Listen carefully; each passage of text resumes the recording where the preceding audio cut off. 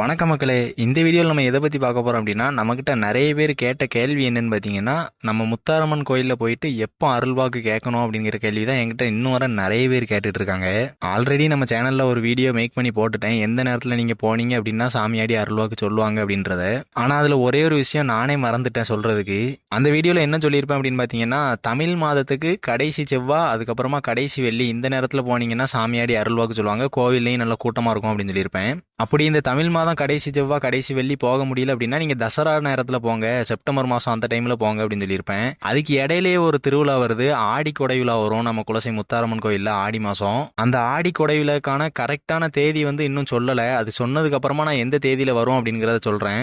அருள்வாக்கு கேட்கணும் அப்படின்னு நினைக்கிறவங்க இந்த ஆடி கொடைக்கு மறக்காம போங்க. ஏன்னா ஏகப்பட்ட பக்தர்கள் வருவாங்க, நிறைய பேர் சாமி ஆடுவாங்க, பால் குடம்லாம் எடுத்துட்டு வருவாங்க.